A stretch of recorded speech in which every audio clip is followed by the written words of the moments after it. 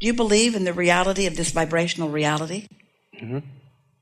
And do you believe that it is calling you? Mm-hmm. And do you believe that you can hear the calling when you're worried? No. So does it make sense to you that you would do anything that you could to just sort of lighten up? Mm-hmm. Do you have the ability to lighten up? Mm-hmm. And why do some things feel so important that you can't really lighten up? Esther knows this. She's argued with us about many things. But, I know how I'm supposed to feel, but this is so in my face. Mm-hmm. So when you wake up in the morning, Mm-hmm. do you have a long list of troubling things? Not a long list, just a significant list. And just give us a brief description of the nature of those troubling things. Biggest thing would be around money. Do you believe that there's money in your vortex? Yes. And do you believe that feeling lighter about it lets some of it loose into your experience? Mm-hmm. And yet you feel tense about it, which doesn't let it loose? Don't you sort of want to do the thing that would loosen that up? Mm-hmm. So does it feel to you that the thing that would loosen up the money is to think about the money? No. So what might you think about that's not related to money, that has almost no resistance in it? What could you think about that would loosen it up? In other words, are you understanding? The topic that's bothering you, we want it to be irrelevant to you. And that's hard because law of attraction keeps making it relevant. But every time it shows up, you've got to say, I'm not ready for you now. I'm still mad at you. I'm not ready to think about you now. I'm still mad at you. I'd rather think about you. I'd rather think about this. I'd rather think about that. Are we making any inroads into your deciding about how you might approach it differently? I'm wondering if it's the balance of the amount of time that I'm not spending on other subjects, because I do this. I spend time asking myself what would feel good to think about now, or what would feel good to do now, and try to stay off that subject. Or when I'm on that subject, I try to just be really general. So I try to apply those things. Are you saying that this is a subject that has so many facets in your life that it's hard to stay off of? It's hard to stay off of, and I also, I'm aware of my guidance, and I think about like driving on the interstate and those bumps along the side of the road, and I know that when I feel those bumps that I should correct my steering, but I feel like when I'm trying to correct my steering, I feel like the steering wheel's locked. The reason that we ask this question, and all of you will benefit by this conversation, the reason we ask this question is because we know it must sound very simplistic to you all when we say, oh, these important things are bothering you, well, just don't think about it. Think about this lighter, fluffier thing over there. And while it sounds like a good idea, if what's bothering you is showing up in your experience and bothering you now, then of course, this is all easier said than done. It's easier to experience theoretically than it is to experience in actuality. So if a subject that is really troubling only comes up occasionally, be pretty easy for you to just stay off the subject mostly, and everything in your life would improve. But if this thing that's really dogging you, which is usually money, health, or a relationship, it's usually one of those things that's the big bugaboo. If this thing that's sort of dogging you keeps showing up, and just staying off the subject isn't happening because it's just too bumpy of a ride for you, and so you just keep being called back to it, then it's important to take the subject and diffuse it by focused and deliberate thought. Bridge your belief about it. Now, that's really not what we want to encourage you to do. And if we were just meeting with all of you today and it was just your first emergence into physical experience and you didn't have so much piled up that you were worried about, then we could just say, focus on the puppy and you'll live happily ever after. And the little kids seem to know that. But after you have these things that you've got a lot of momentum going, then when we say focus upon the puppy, you can't focus upon the puppy because there's already enough momentum. It's already showing up. It's like law of attraction is causing it to demand your attention. So then, in that case, you say, all right, law of attraction, since you have demanded my attention, I'm still going to find the best thought that I can find about this. I'm going to gradually, and with some maybe uncomfortable attention, I'm going to bridge this belief into something that feels better. So let's do this. This is a topic that a lot of people are feeling energy around. Let's bridge beliefs about money. So you start wherever you are. Just say what you feel about it. Don't lie. Don't pretend. Don't make it rosier than it is. Say what you feel about money. It doesn't matter what I do. I don't have enough money. All right. So there it is. And others can relate. There are 2 other people in the room that feel the same way. Doesn't matter what I do. Things don't change. Is that what you said? Yeah. Doesn't matter what I do.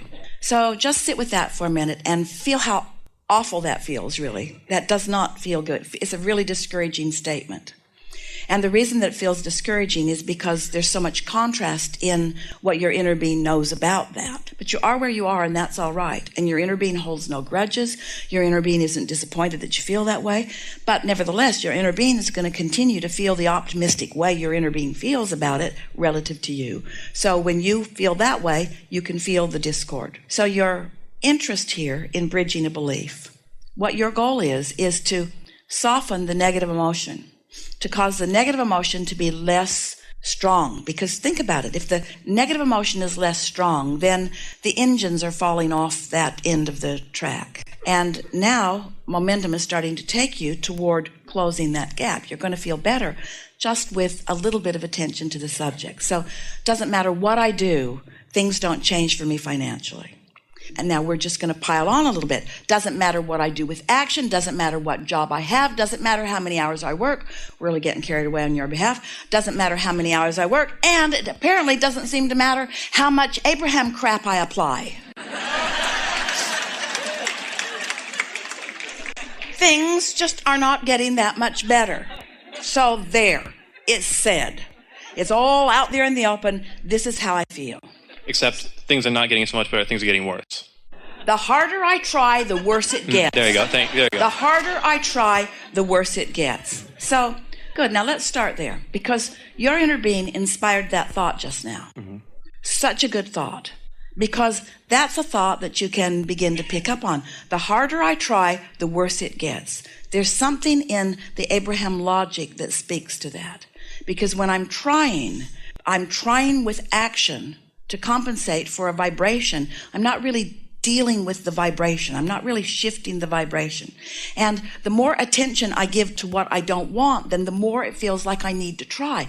But there's logic in that, because law of attraction says the more attention I give toward what I don't want, then the more I am disallowing what I do want. So it's too big of a jump for me to say, oh, it's going to be all right, because I've already worked myself into a place where I've kind of proven to myself that it's not really getting that much better. In fact, it's getting a little bit worse. However, when you're in a negative place, the however can only help, yes? However, I do have evidence in my own life about the effect of law of attraction in my experience. And I do accept that I am mostly vibrational.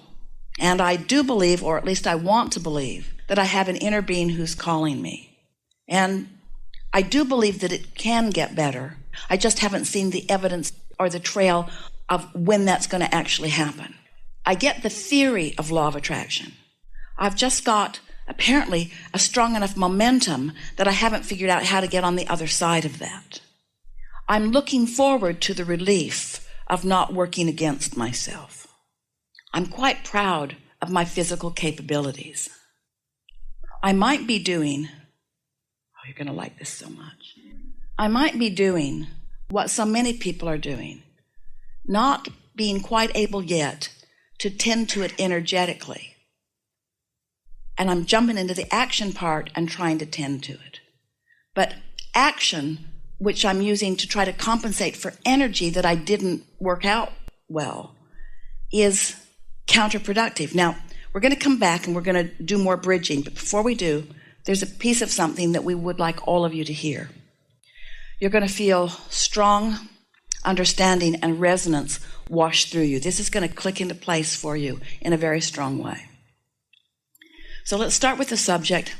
How do thoughts actually turn to things? How does my desire for money actually turn into tangible assets and currency that I can exchange from things? How does that vibrational currency actually turn into the spendable kind? How does that happen? So this is how it happens.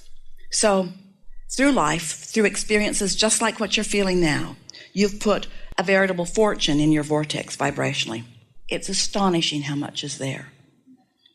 That's part of the reason that you're feeling so much frustration. It's because the larger part of you knows it and the human part of you doesn't. And so the stronger you feel about something, the more the vortex has to offer you. So here's this fortune that is there, ready for your receipt. So let's say that you are able to get distracted from it. We're just pretending for a moment. You are able to get distracted, that there are a lot of other things that are really pleasing to you that have your attention. Or let's say you went on a 2-week paid vacation that someone else paid for, so just for a little while you weren't giving any thought to any of the things that you're worried about. So you're sort of more in a neutral zone than you've been for a while. So ideas begin to come from this vortex, and they bubble up, and you almost receive them, and they bubble up, and you almost receive them, and they bubble up, and you almost receive them, and they bubble up, and you almost receive them. And then one day, after a particularly good morning, walking on the beach and having a wonderful time with someone, they bubble up and you get it. You get the idea. The vibration turns to a thought in your mind that sparks you in a new way, and you feel a little elation or a little expectation. You feel just a little enthusiasm about something. You feel renewed for just a moment.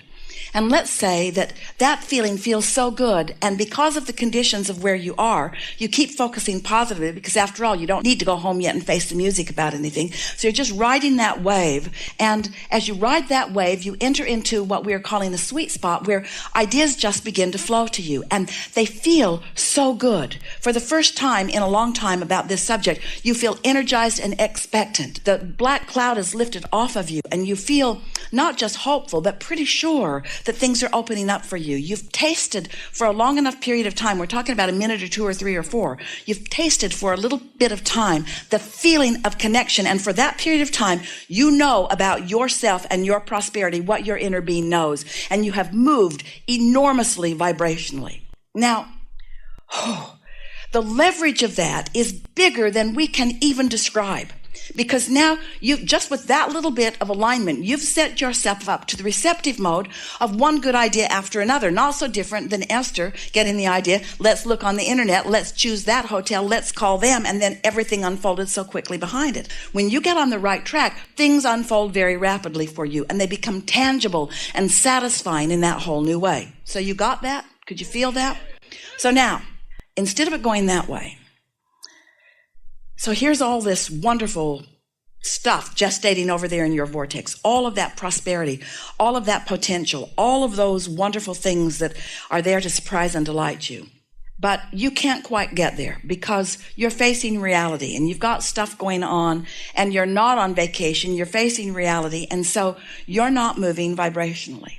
But it is. It's moving. It's bubbling. It's getting ready for you to be ready for it, but you're not. And it's getting ready for you to be ready for it, but you're not. And it's getting ready for you to be ready for it, but you're not. You're not, but you hear the call, but you can't follow the call because you're not on the vibrational wavelength. But it makes you feel like you need to do something. So instead of doing this, where your thoughts are turning to things where it's inspired and helpful and you have all that leverage, instead, you do what most people do. You jump right into the action. You don't do the vibrational work. You jump right into the action. You make more phone calls, or you go in earlier, or you stay later, or you talk to more people about it. You don't do the vibrational work. Instead, you do the action work, which makes it get worse. You follow? The only work to do is the vibrational work. And your employers are not going to want to hear that from you. I'm sorry, I can't come to work today. I need to cheer up. I just need to cheer up. I just need to get feeling better about my life. And when I come to work, it's hard to do because what's there sucks. And so I'm not going to come in for a few days till I get feeling better about things. And so that doesn't feel practical to you. And if you jumped into that action, you'd probably get fired if that was the action you took. And so you've got to find some way to do the work without the action. You've got to find some way to move your emotion without the action, and let the action then just move through you and from you, so it's not calculated as action. So what did we just say? If you do the vibrational work, the action will all be inspired.